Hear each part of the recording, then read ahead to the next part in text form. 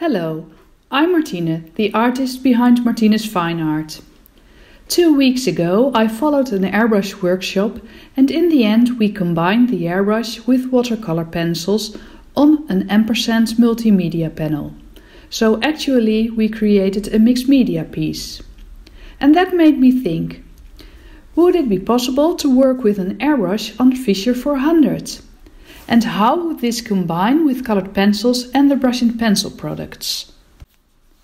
So I took my own crappy airbrush and my noisy compressor, and my son and I tried the airbrush on a few scrap pieces of Fisher400.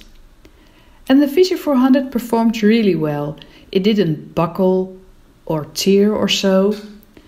And then I took a big sheet of Fisher400 and layered different colors in the same way I would do with colored pencils to create a nice rich black. In this case I took a blue, a deep purple and a black to get a cool black. I let it dry overnight and then I transferred my line drawing to the Fisher400 using white Saral transfer paper. I described how I make a line drawing in another YouTube. I'll make a card pop up if you want to see that one. This lion is a commission for one of my best friends, my oldest sister. She wanted a lion in black, whites and greys and as big as I could make it. So that's why I've used the whole big sheet of Fisher400 again.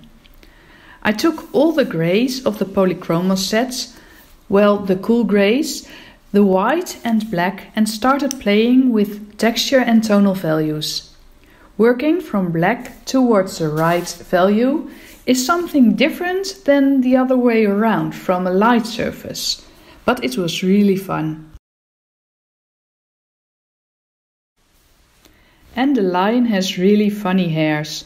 Short hairs, longer hairs, straight hairs, and of course curly hairs.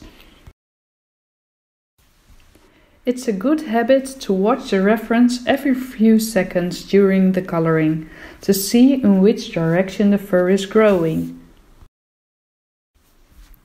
And of course you don't need to copy every hair, but the direction is really essential.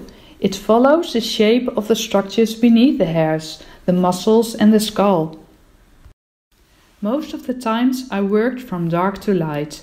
So I started with the darkest greys and ended with the white. To create the lightest highlights, I've used a magical mixture of titanium white powder with a touch-up texture from the brush and pencil painting kit a couple of times. I didn't use the textured fixative or the powder blender from the brush and pencil supplies, but I think they would perform on top of the airbrush background just the same way they would normally do. I start working on this piece on the right side and finish piece by piece for about 90%. I can always come back and adjust things. But starting on the right side seems logical to me.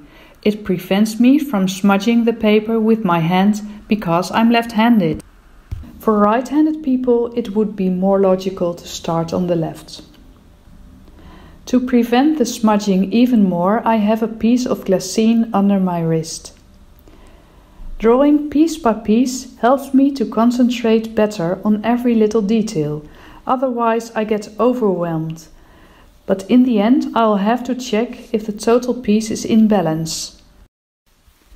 Again, I was really glad how great this paper worked, of course in combination with the brush and pencil supplies.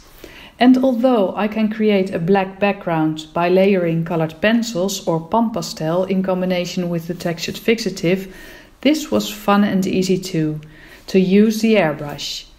I'm sure I'll try to combine these two more often, and I'm saving for a real nice airbrush and a quiet compressor now.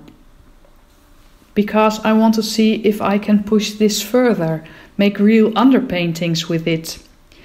If you're going to experiment with this, always remember that airbrush is water-based. So you can use watercolor pencils with airbrush on top, and you can use watercolor on top of airbrush ink. But if you switch to oil-based or wax-based colored pencils, like the polychromos, you can't use the airbrush anymore.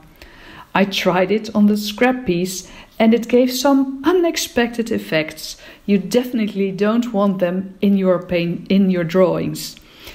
So you can put oil-based media on top of water-based, but not the other way around. If you're planning to start with the colored pencils on sanded paper with the brush and pencil supplies, but you're not really sure how to get started, I've made a Udemy course and I'll put a discount link in the video description. Prints of this one will be available on my Fine Art America account. I'll put a link of that one in the video description too, as well as all the supplies I've used. And I think that's it. I hope you enjoyed it. Maybe you can give me a like or a little comment and I'll try to answer all the questions. So now pick up your own pencils and color the world. Have a nice day.